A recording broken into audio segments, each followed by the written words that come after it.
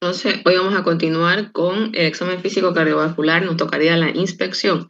Ya habíamos terminado todo lo que era los signos y síntomas. Entonces, en la inspección, al momento que ustedes están en el consultorio y ven entrar a su paciente o están entrando a las salas a ver al paciente, tenemos que fijarnos la actitud o postura que tiene ese paciente, ¿no? Su valor es considerable, pues los enfermos adoptan de manera instintiva, es decir, no se dan cuenta ellos, ¿no? Es un instinto que tienen, aquella postura que hace su mal más llevadero. Quiere decir, Estos chocolates a 2 bolivianos. adquieren la postura más llevadera o más que les alivia, ¿no? Sus molestias.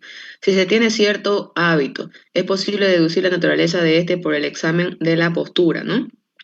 En la insuficiencia cardíaca izquierda, por ejemplo, en los enfermos disneicos, que es lo que predomina, ¿no?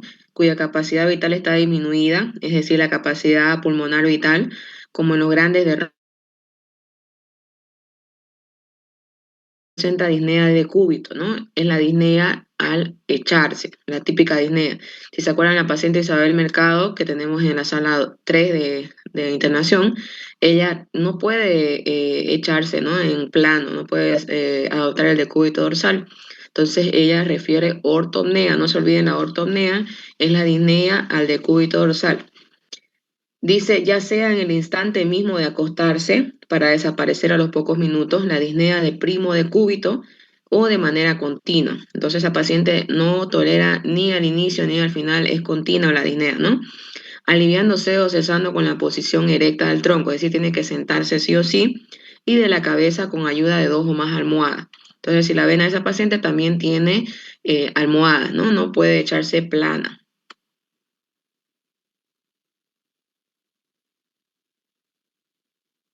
Con la posición erguida se logra aumentar la capacidad vital, es decir, la capacidad pulmonar vital, que son volúmenes de los pulmones, al facilitarse el juego respiratorio de ampliación y retracción del tórax y la movilidad del diafragma, ¿no? Entonces, al sentarse, el derrame, podemos decir así, porque esa paciente que les comento tiene derrame pleural bilateral, ¿no? Los que han ido esta semana a prácticas han visto sus tomografías, tiene en los dos pulmones derrame. Entonces ella al sentarse aumenta la ampliación y retracción de su tórax y la movilidad de su diafragma, ¿no? Con esto disminuye la congestión pulmonar por derivar la sangre hacia el sistema esplácnico de las extremidades, ¿no? La sangre se baja hacia la parte abdominal y las extremidades inferiores, ¿no? Una forma especial de la disnea de cúbito es la trepopnea, que obliga al enfermo a reposar en una posición recostada, pero no en otra. ¿Ya? Entonces la trepopnea es aquel paciente que puede acostarse, pero por ejemplo hacia el lado izquierdo o hacia el lado derecho, ¿no? Puede ser también por un derrame unilateral. Si tiene el derrame a nivel derecho, entonces se va a querer acostar sobre su derrame para que el pulmón izquierdo pueda expandirse con mayor facilidad. En el síndrome de PIC, que es la pericardiosis exudativa más cirrosis hepática más ascitis recidivante con edema generalizado, el paciente acude a la consulta debido a la presencia de una gran ascitis de aparición brusca. Ascitis es la acumulación de líquido peritoneal, ¿no? Lo que le condiciona a los pacientes a tener abdómenes abultados o abombados, ¿no? Han visto los pacientes que tenemos, por eso yo les hago medir el perímetro abdominal diario para ver cómo va mejorando o empeorando esa ascitis, ¿no? Se consideran cirróticos hepáticos si en un examen superficial no se valora la disnea discreta y la ortornea, la ingurgitación de las venas yugulares y una cianosis labial leve. ¿Ya? Entonces, la fase de las patologías del hígado es la fase final, es la cirrosis hepática, ¿ya? La cirrosis hepática es cuando el hígado ya se disminuyó de tamaño, se fibrosó, ¿ya? Entonces ya no hay tanta citis, ¿ya? ¿Por qué? Porque el hígado ha disminuido de tamaño y ha bajado la congestión, ¿ya? Entonces en esa fase final normalmente ya no se ven estos síntomas, por eso la disnea es muy discreta y la glucosidad tampoco se puede ver, ¿no? Los análisis señalan una escasa alteración funcional hepática. Entonces, en cirrosis, como ya es la fase final, ya no va a haber tanta elevación de transaminasas y bilirrubina que forman parte del perfil hepático, ¿no? En las cardiopatías congénitas cianógenas, aquellas que nos producen cianosis, ¿no? Como la tetralogía de Fallot, atresia de la tricúspide quiere decir ausencia de la válvula tricúspide, transposición de los grandes vasos, Y también en la hipertensión pulmonar con defecto del tabique interventricular, los enfermos combaten la tendencia a los fenómenos de desmayo. Pacientes sufren de desmayo o las famosas llamadas lipotimias, ¿no? Y la disnea, adoptando la posición acurrucada o replegada. El cuerpo se sitúa más próximo al nivel de los pies por medio de la flexión de las piernas. Estos pacientes flexionan las piernas y las rodillas, se incurvan el tronco hacia adelante, de modo que las rodillas toman contacto con el tórax, más o menos parecido a la que les decía, ¿no? Que era la posición genupectoral o de plegaria maometana. Una posición muy característica que llama bastante la atención. Uno entra a la sala y el paciente está abrazando sus piernas dobladas, ¿no? Entonces, uno diría paciente psiquiátrico, ¿no? Porque es una posición poco usual, pero miren, tiene su explicación fisiopatológica, ¿no? En la crisis de angina de pecho, el enfermo preso de una sensación de angustia extrema, ya es una angustia como veíamos, ¿no?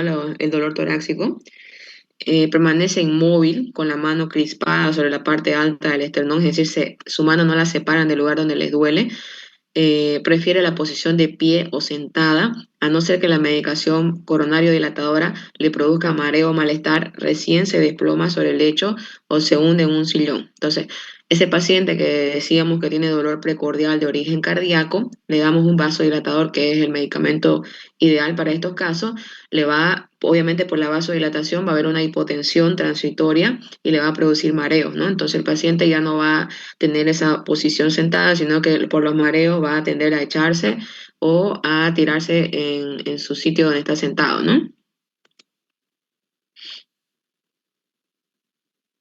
En el infarto de miocardio, como vimos, ¿no? También está inquieto, está agitado, está diaforético. Diaforesis sabemos que es sudoración, ¿ya? Acostúmbrense a utilizar términos médicos, ¿ya?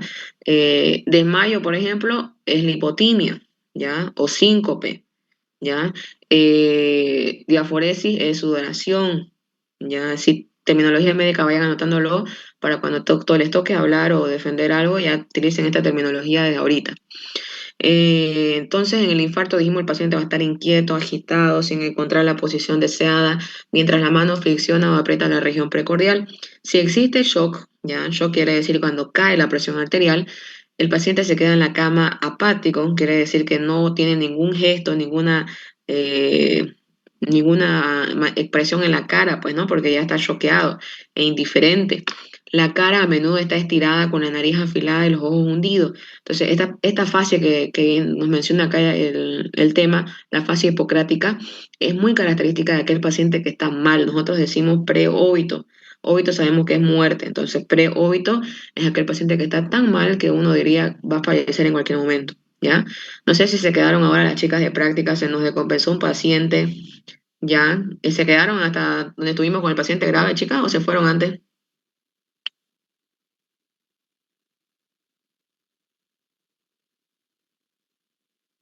Vanessa Rosas está por acá todavía. Sí, Por la doctora. mañana, Ajá, se quedaron más o menos a las 12, se descompensó. Se fueron antes que ustedes, ¿no? a las 11:30 por ahí nos fuimos. Ya, pero lo vieron ese paciente que estaba dolorido, ¿no? El paciente de 26 años. Sí, Ya, les comento, este paciente, si se corta, volvemos a entrar rapidito, ¿ya? Este paciente nos ingresa por una hemorragia digestiva, ¿ya? Dijimos que la hemorragia digestiva se manifiesta por melena, ¿no? Que son las heces oscuras, heces negras, dice el paciente, que se sospecha que pueda tener sangre, ¿no? Entonces, ingresa por hemorragia digestiva y durante la mañana nos presenta un dolor abdominal súbito, intenso, ¿ya? Que empezó desde que estábamos en visita y se prolongó y no se dio a los analgésicos, ¿no? Le pasamos AINES, tuvimos que pasarle este opioide, que es el tramadol, ¿ya? Y no cedían y cayó la presión, ¿ya? Tuvimos que pasarle morfina que es otro opioide ya fuerte, y se dio el dolor, pero cayó la presión, tuvimos que corretear a ponerles una vía central y pasarle volumen, ¿no? Que se llama, que son los sueros, ¿ya? Y después transfundirle, porque ya nos llegó un hemograma, cayó la presión, se choqueó, ¿ya? Porque tenía presión de 80-30, 80-40, no subía con los líquidos. Tuvimos que iniciar los famosos vasoactivos que se llaman, ¿no? Que es la noradrenalina, y no, su fase cambió totalmente, ¿no? El paciente no se durmió, pero Estaba con los ojos abiertos, pero inexpresivo, ¿ya? No, y no respondía a las órdenes simples, no respondía al estímulo, solo al estímulo doloroso solamente respondía, ¿ya? Entonces, impresionante cómo cambia ese rato la fase, ¿no? Entonces, ese paciente apático quiere decir que no demuestra ningún gesto, totalmente inexpresiva la fase y indiferente, ¿no? La cara a menudo está estirada, ya por la deshidratación, por la hipotensión, la cara se va a ver estirada o se va a ver más delgada, la nariz afilada, obviamente, ¿por qué? Porque la cara va a estar súper deshidratada y pálida, y ojos hundidos, ¿no? Que dan la expresión, y la famosa fascia hipocrática. La piel pálida y cenótica está recubierta por un sudor frío y viscoso, ¿ya? Y esta sudoración dijimos que es diaforesis, ¿no? No se van a olvidar esa terminología que tienen que ir aprendiendo. La depresión venosa es intensa y el pulso rápido, hipotenso, filiforme.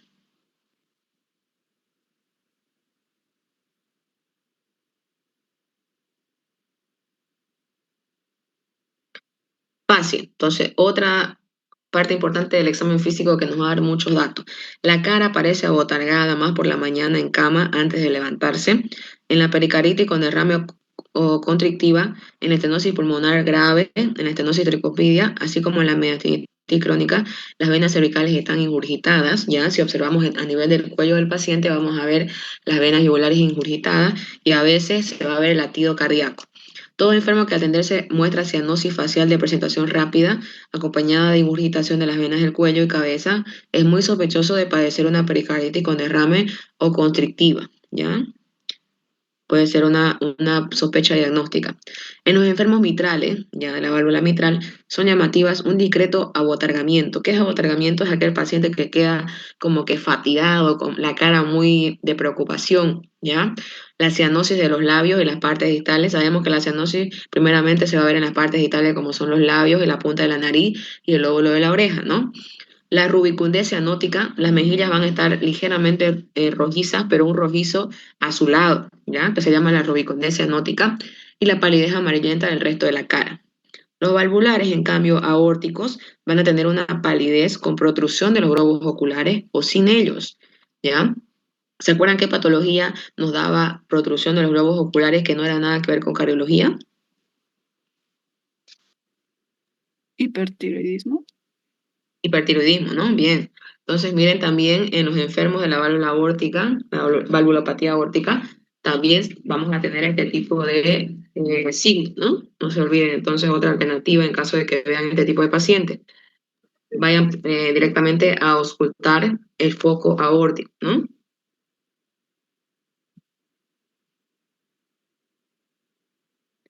Durante la crisis de angina de pecho, dice que la fascia refleja ansiedad, angustia, con palidez y frente perlada de sudor frío.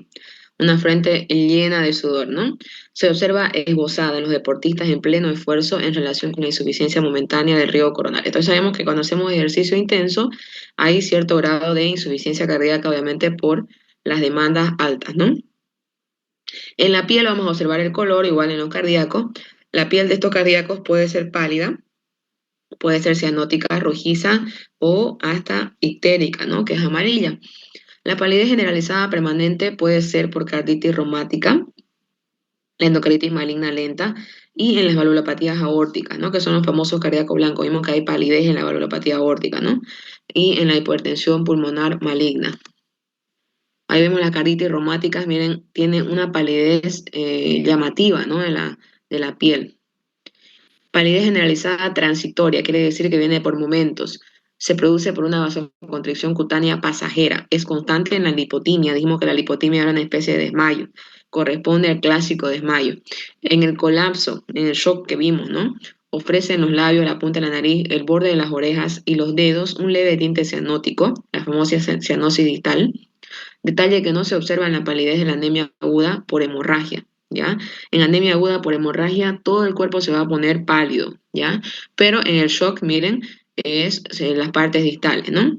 En las crisis hipertensivas neurógenas y en el feocromocitoma también puede haber palidez transitoria. Ahí vemos una paciente pálida que ha sufrido aparentemente una crisis, ¿no? Palidez limitada. Si lo es a un segmento distal, es motivada por un trastorno de circulación arterial periférica. a veces de naturaleza funcional, como en la fase pálida, ya que precede a la fase asfíctica del síndrome de Raynaud. Este síndrome es interesante, chicos, porque nos produce la palidez transitoria y solamente limitada a la parte de la falange media y la falange distal de los dedos, ya, y normalmente suele ocurrir con el frío. Van a ver esas pacientes que dicen que son sensibles al frío, ustedes le ven la manito impálida, las dos falanges, tanto la distal como la media, ¿ya? Y se debe justamente a una vasoconstricción arterial periférica. En la tromboflebitis, la pierna edematosa tiende a un color blanco característico que se llama la flegmasía alba dolens. Cianosis, cuando es cardiogénica, abarca todo el cuerpo, siendo más patente las zonas muy vascularizadas y recubiertas de piel fina, como dijimos, ¿no? Los labios, la lengua, el lóbulo de la nariz, perdón, la punta de la nariz, el lóbulo de la oreja, las mejillas, los pómulos, la extremidad distal de los dedos, el lecho ungueal, que es donde está la uña, ¿no? Si está localizada, acaba de pensar en un trastorno de circulación venosa de retorno por oclusión, como una flebitis o una compresión extrínseca del vaso, sin olvidar que también es posible por trastornos vasomotores, la famosa fase asfíctica del síndrome de Raynaud. Coloración rojiza se encuentra en la hipertensión pletórica y en la del síndrome de Cushing, y el rojo cianótico, la eritrocianosis, en los esclerosos broncopulmonares con policitemia secundaria e insuficiencia cardíaca. También dijimos que puede haber ictericia, no es rara en los cardiópatas. Su patogenia es compleja, por lesión de la célula hepática.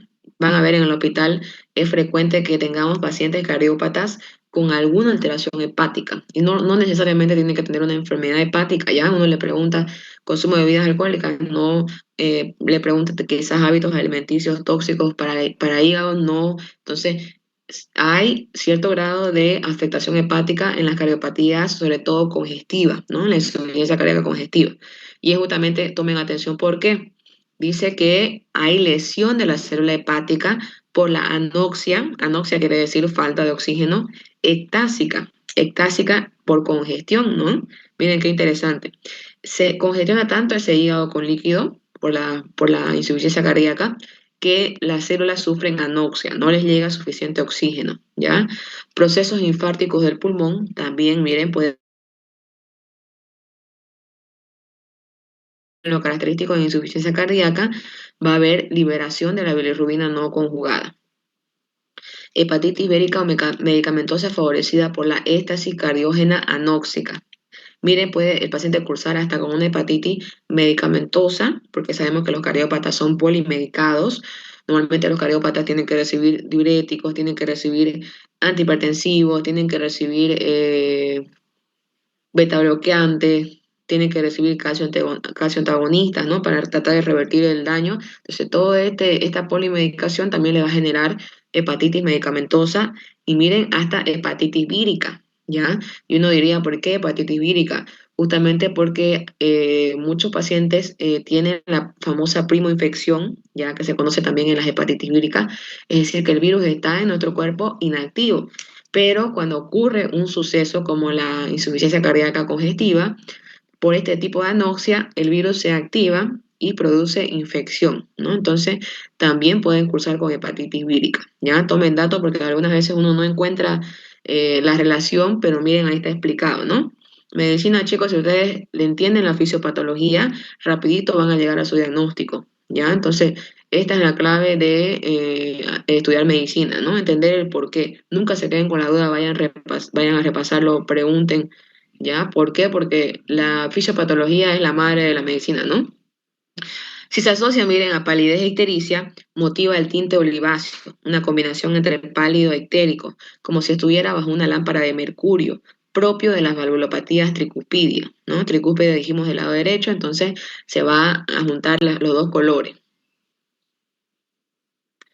Edema, hemos hablado bastante de edema, ¿no? El edema de origen venoso se observa en obstrucción mecánica, en la tromboflebitis, en las varices esenciales, en la oclusión venosa, ya sea por causa extrínseca, por un tumor o por un trombo organizado.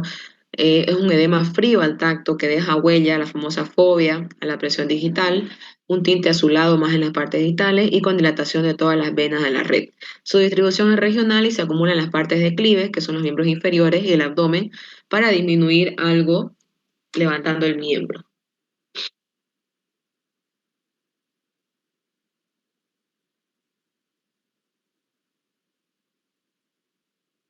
Su distribución, entonces, dijimos que es regional.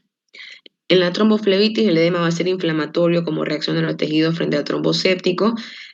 Por la inflamación, obviamente, la tetrada de Celsius es caliente, hay aumento de la temperatura local doloroso y de un color blanco brillante. No se localiza en los puntos de clive, sino allí donde existe la trombosis venosa, siendo proporcional a su intensidad. No se reduce levantando la extremidad ni con el reposo en cama, sino que aumenta con la inmovilidad, ya que el retardo circulatorio favorece y extiende la trombosis. Otra característica eh, también es, un momento por favor, el linfedema. El linfedema es un edema muy diferente al edema que estamos acostumbrados. Ya es un edema duro, quiere decir que ustedes lo palpan en esa extremidad y no va a dejar fobia, ¿ya?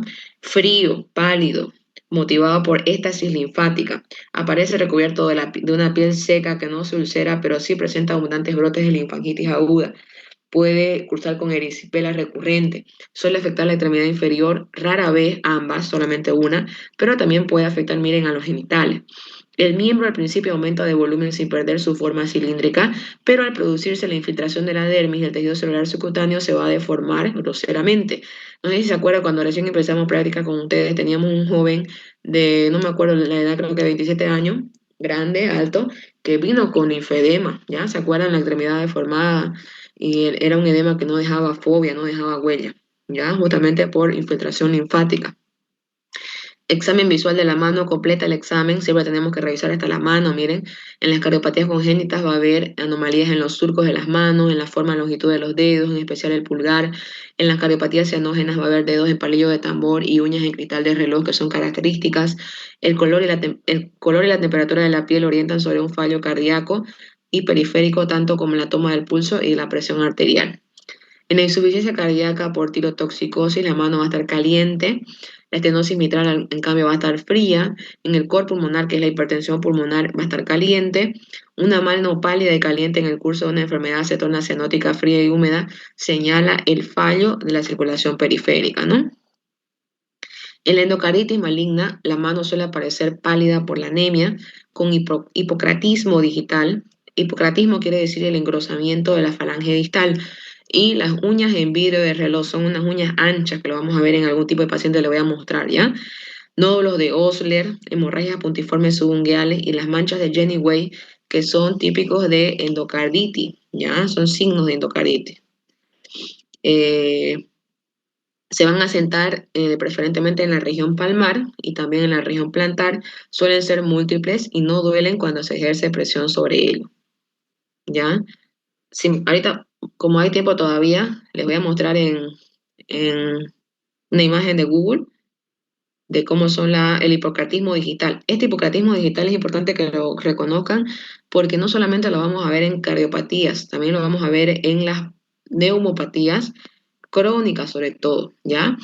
Quiere decir que si ustedes ven ese paciente con esa deformación en los dedos, ya viene con una alteración de mucho tiempo, ya con una enfermedad de mucho tiempo. Algunos pacientes nos mienten, nos dicen, ¿no? Eran sanos, que no tenían nada, que no les dolía nada, pero ustedes le miran la mano y lo van a ver, ¿no? Esta alteración.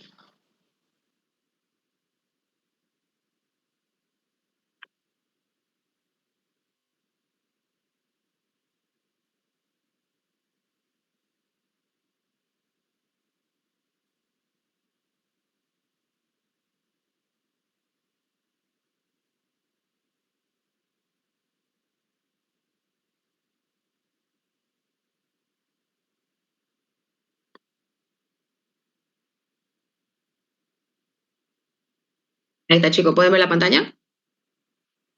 Sí, se ve. Ya, miren, esta es un poquito más real, porque no se puede ver mucho. Entonces ustedes le revisan la mano al paciente o le ven de reojo, ¿no? Porque algunos se incomodan también y vienen esta alteración. Miren lo característico, aquí lo que más marca es el engrosamiento de la falange distal, ¿ya? Miren cómo la falange distal de los dedos está engrosada y también se llama acropaquia, ¿ya? Y miren las uñas cómo se hacen de anchas y adquieren esta forma semiesférica que se llaman las famosas uñas en vidrio de reloj. ¿Ya? Y aquí miden el ángulo ese entre el pie ungueal proximal y la lámina ungueal, que es el ángulo del lobby bond, que normalmente pacientes que nosotros que tenemos normales tenemos un pequeño hundimiento y miren, hace una figura geométrica, un rombo prácticamente, ¿no? Pero en el hipocratismo no hay ese rombo, ¿ya? ¿Por qué? Porque la uña se deforma, ¿ya? Y el hipocratismo también está engrosado, ¿no? El ángulo del lobby bond también es importante medirlo.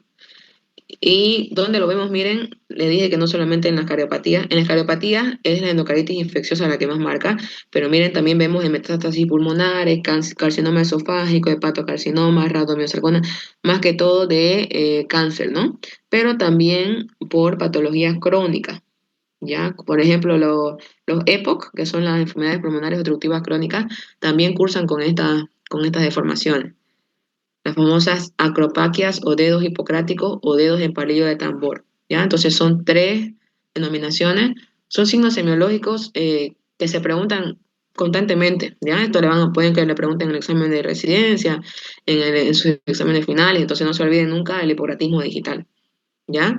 Y puede que yo también les pregunte, así que anoten y revisen y no se olviden, ¿no? ¿Alguna pregunta tienen hasta acá, chicos? Yo tengo una pregunta, doctora. ¿Por qué la uña en estos pacientes se vuelve así? Se dice que la fisiopatología es por una inflamación crónica, ¿ya? Entonces, a nivel del tejido conectivo de la uña, hay lo que llamamos la famosa hipoxia de los tejidos, hipoxia tisular que se llama, y ello como compensación hace una, ¿qué le puedo decir? Una fibrosis, ¿no? Como que se van multiplicando y se engrosan, ¿no? Por esa hipoxia constante y crónica, entonces se engrosan, ¿no? Y las uñas lo único que hacen es adaptarse al diámetro de la falange distal, ¿ya? Entonces, eh, interesante ese signo. A mí, yo desde que lo vi en un paciente, nunca me olvidé, ¿no? Era interna, me acuerdo que en la universidad no tuve la oportunidad de verlo, pero cuando hice internado lo vi ese paciente y de ahí no me olvidé nunca más, ¿ya? Si tenemos la oportunidad de verlo en práctica, se lo voy a mostrar.